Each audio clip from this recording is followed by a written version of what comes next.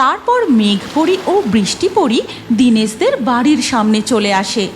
আর দুই পরি দেখে কবিতা তার লম্বা চুল জলে ডুবিয়ে মাছ ধরছে।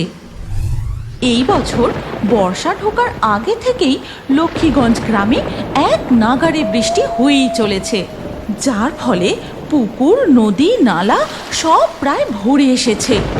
এই বৃষ্টির মধ্যে দীনেশ তার জমিতে গিয়ে দেখে সমস্ত জমিতে জল জমতে শুরু করেছে। হে সৃষ্টিকর্তা, এবার তো তুমি মুখ তুলে চাইতে পারো।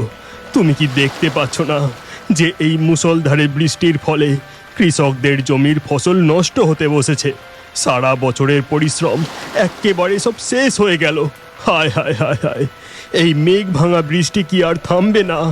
মুষলধারে বৃষ্টি হয়েই চলে, কারণ মেঘের উপর তখন দেখা যায় দুই পরী তাদের জাদু ছড়ি দিয়ে বৃষ্টি ঘটাচ্ছে।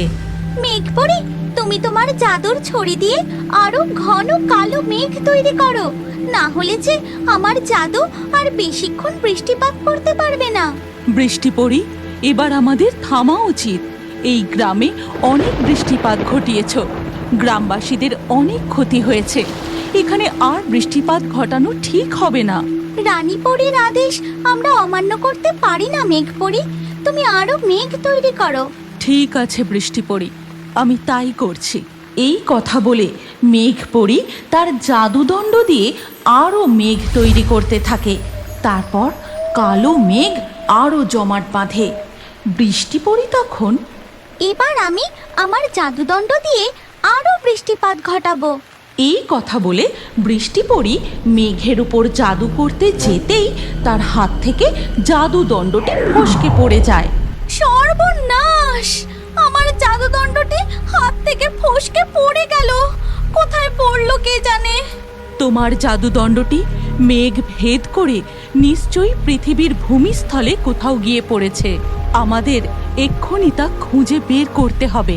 হ্যাঁ মেঘপরি, জাদুদণ্ডটি যদি কোনো ভুল মানুষের হাতে পড়ে তাহলে তো মহা বিপদ হয়ে যাবে।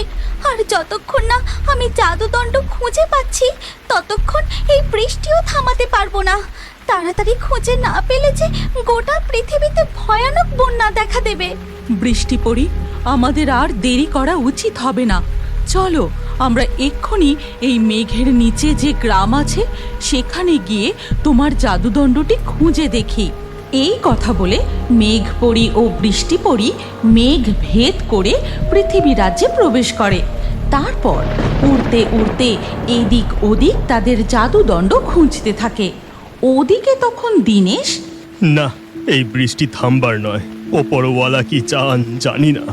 বাড়ি ফিরে যাই, জমির ফসলগুলোর আর শেষ রক্ষা হলো না। এই কথা বলে দীনেশ বাড়ির দিকে যেতে থাকে। এমন সময় সে হঠাৎ দেখতে পায় গাছের নিচে কি যেন একটা চকচক করছে। আরে, ওটা কি? এমন উজ্জ্বল আলোর মতো চকচক করছে। যাই তো, ওই দিকটায় গিয়ে দেখি।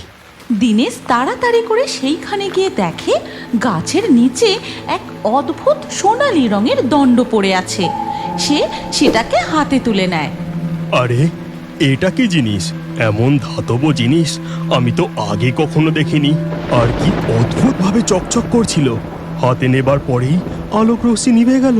কি জানি বাবা, যাই হোক, এটাকে নিয়ে বাড়ি যাই। দীনেশ বৃষ্টিপরির জাদুদণ্ডটি নিয়ে তার বাড়ি ফিরে আসে। তারপর রান্নাঘরে ঢুকে তার বউকে বলে, এই দেখো গিন্নি, জমি থেকে ফেরার সময় আমি কি কুড়িয়ে পেয়েছি। দূর দূর, রাখো তো তোমার কুড়িয়ে পাওয়া জিনিস। এইদিকে দেখো, রান্নাঘরে চাল ফুটো হয়ে জল পড়ছে। আমি রান্না করতে পারছি না। ওদিকে দেখা যায় দুই পরী উড়তে উড়তে সেই গাছের কাছে এসে পৌঁছায়। বৃষ্টিপরি, দেখো, আমার জাদুদণ্ড আরো উজ্জ্বল আলো বিকিরণ করছে। তার মানে তোমার জাদুদণ্ড আশেপাশেই কোথাও আছে। আমাদেরকে আরো ভালো করে খুঁজে দেখতে হবে। হ্যাঁ মেঘপরি, তুমি একদম ঠিক কথা বলেছ। আমারও তাই মনে হচ্ছে। আমার জাদুদণ্ড আশেপাশেই কোথাও আছে, কিন্তু ওটা কারোর হাতে পড়ে যায়নি তো? তাহলে মহা বিপদ হবে। ওদিকে দীনেশদের রান্নাঘরের চাল থেকে বৃষ্টির জল পড়তেই থাকে। তাতে ও উনুনটাও গেছে নিভে। এবার আমি কি করে রান্না করি বলো তো? পেট তো আর কথা শুনবে না, খাওয়া দাওয়া তো করতে হবে। কবিতা, আমি বলি কি, আমাদের বাড়ির পাশে যে চালা ঘরটা আছে ওখানে তো একটা উনুন আছে। আজ বরং তুমি বাইরের ওই চালা ঘরেই রান্না করো। আর কি কোনো উপায় আছে নাকি? ওখানেই রান্না করতে হবে। হাঁড়ি, কড়া, সবজির ঝুড়ি সব ওখানে নিয়ে যেতে হবে। তুমি বরং সবজির ঝুড়িটা বাইরে চালাতে দিয়ে আসবে, চলো। হ্যাঁ হ্যাঁ, এক্ষুনি দিয়ে আসছি, তোমাকে কোনো চিন্তা করতে হবে না। এরপর দিনেশ তার হাতের দণ্ডটি সবজির ঝুড়ির মধ্যেই রেখে দেয়। তারপর ঝুড়িটি নিয়ে বাড়ির বাইরে ওই চালা ঘরে দিয়ে আসে, আর কবিতা সেখানে উনুন জ্বালিয়ে রান্না করতে শুরু করে। ও কবিতা, আজ কি রান্না করছো গো? ভালো মন্দ কিছু রাঁধো না। কতদিন লাউ চিংড়ি ইলিশ মাছ ভাজা দিয়ে ভাত খাইনি। উফ, ভেবেই একেবারে মুখে জল চলে এলো। তোমার খাবার শখ বলিহারি, একবার চারিদিকটা তাকিয়ে দেখো, একেবারে সমুদ্র হয়ে গেছে। চারিদিকে কত জল জমে গেছে। আজ শুধু ভাত আর তরকারিই হবে। তাই রাঁধো, কি আর করা যাবে। কিন্তু এই বৃষ্টির মধ্যে উঠোনে এই জমা জলে যদি চিংড়ি আর ইলিশ মাছ ঘুরতো, তাহলে ওইগুলোই ধরে আজ রান্না হয়ে যেত। হ্যাঁ হ্যাঁ, তাই আর কি। উঠোনে চিংড়ি আর ইলিশ মাছ চলে আসুক, তারপর আমিও আমার চুলটাকে ছিপের দড়ির মতো লম্বা করে উঠোন থেকে মাছগুলোকে ধরি। এই কথা বলা মাত্রই সবজির ঝুড়িতে রাখা বৃষ্টিপরীর জাদুদণ্ডটি চকমক করে ওঠে, আর সাথে সাথেই তাদের উঠোনের জমা জলে ইলিশ মাছ আর চিংড়ি মাছ চলে আসে। গিন্নি, তাকিয়ে দেখো, ওখানে সত্যি সত্যি চিংড়ি মাছ ইলিশ মাছ ঘোরাঘুরি করছে গো। হে ভগবান, আমার মুখের কথা যে সত্যি হয়ে গেল। দেখো দেখো, আমার চুলটা কেমন লম্বা হয়ে যাচ্ছে। কবিতার চুলটা ক্রমশ লম্বা হয়ে উঠোনের জমা জলে গিয়ে পড়ে। তারপর তাতে একে একে মাছগুলো এসে আটকাতে শুরু করে। কবিতা, তুমি তোমার চুলটা তাড়াতাড়ি জল থেকে টেনে তোলো, তোমার চুলে অনেক মাছ আটকেছে। হ্যাঁ হ্যাঁ, তুলছি তুলছি। এরপর কবিতা তার চুলটা জল থেকে তুলে আনতেই দেখে তাতে বেশ কিছু চিংড়ি মাছ ও ইলিশ মাছ আটকেছে। তারপর মাছগুলোকে চুল থেকে খুলে একটি পাত্রে রাখে। এ তো সত্যি সত্যি মুখের কথা সত্যি হয়ে গেল গো। এই জাদু হলো কিভাবে?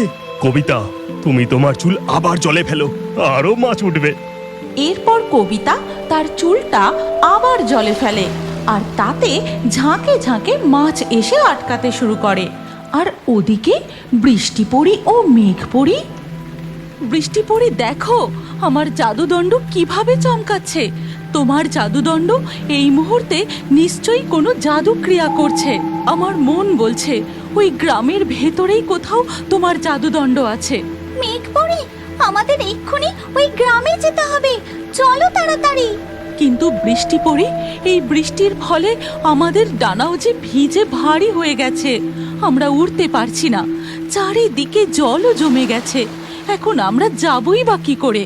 ঠিক তখনই বৃষ্টিপরী দেখে গ্রামের একটি লোক ভাসমান বাঁশের ভেলায় করে ভেসে ভেসে যাচ্ছে।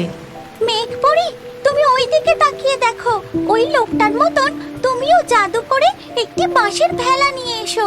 আমরা ওই ভেলাতে করে ভাসতে ভাসতে গ্রামের ভিতরে যাব। ঠিক আছে বৃষ্টিপরী। এরপর মেঘপরী জাদু করে একটি বাঁশের ভেলা প্রস্তুত করে।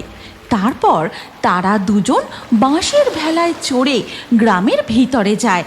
আর ওদিকে তখন দিনেশ আর কবিতা। কবিতা, অনেক মাছ জড়ো হয়ে গেছে, এবার তুমি জমিয়ে রান্না করো, আমি ঘরে যাচ্ছি। ঠিক আছে, তুমি ঘরে গিয়ে বিশ্রাম করো, আমি আর কয়েকটা মাছ ধরে চটপট রান্না করে নেব। ওদিকে মেঘপরী ও বৃষ্টিপরী বাঁশের ভেলায় ভাসতে ভাসতে গ্রামের মধ্যে জাদুদণ্ড খুঁজতে থাকে। বৃষ্টিপরী, আমার মনে হয় তোমার জাদুদণ্ড ওই দিকেই আছে, চলো আমরা ওই দিকটায় যাই। তারপর মেঘপরী ও বৃষ্টিপরী দিনেশদের বাড়ির সামনে চলে আসে, আর দুই পরী দেখে কবিতা তার লম্বা চুল জলে ডুবিয়ে মাছ ধরছে। বৃষ্টিপরী, আমি যা দেখছি তুমিও কি তাই দেখছো? ওই বউটি তার চুল লম্বা করে জল থেকে মাছ ধরছে। অসম্ভব ব্যাপার। চুলের মধ্যে জাদুর শক্তি শুধুমাত্র কেশপরীরই ছিল। এই কি তবে রানীপরীর হারিয়ে যাওয়া সন্তান কেশপরী? মেঘপরি, ওই ঝুড়ির দিকে তাকিয়ে দেখো। ঝুড়ি থেকে কেমন আলোক ছটা বেরোচ্ছে। নিশ্চয়ই ওই ঝুড়িতেই আমার জাদুদণ্ডটি আছে। কিন্তু এ কি করে সম্ভব? একমাত্র কেশপরীর মুখ থেকে বেরোনো শব্দের ফলেই এমন জাদু হওয়া সম্ভব। এমন সময় কবিতা দেখে উঠোনের জমা জলে বাঁশের ভেলার উপর দাঁড়িয়ে দুই পরী অদ্ভুতভাবে তাকে দেখছে। ও মা, তোমরা কারা গো? আজকের লাকি ড্রয়ে নির্বাচিত সেরা কমেন্ট ও দর্শকদের নামগুলি হলো ফতেমা, মণিমালা, ইব্রাহিম, সুমাইয়া, পূজা, তানিয়া, আফরিন, আসিকুর, সামিম, পাপিয়া, সজীব, সালমা, নন্দিনী, সোনালি, সোহানা। আপনারও নাম ও সবথেকে সেরা কমেন্টগুলি পরবর্তী ভিডিওতে থাকতে পারে, তাই আমাদের চ্যানেল জলপরি কার্টুন এক্ষুনি সাবস্ক্রাইব করে নিন আর স্ক্রিনের উপরে আসা এই ভিডিওতে ক্লিক করে পরবর্তী ভিডিওটি দেখুন। আপনার নামটাও পরবর্তী ভিডিওতে কমেন্টে জানান। কি ভাবছেন? ভিডিওটি ক্লিক করে তাড়াতাড়ি দেখুন।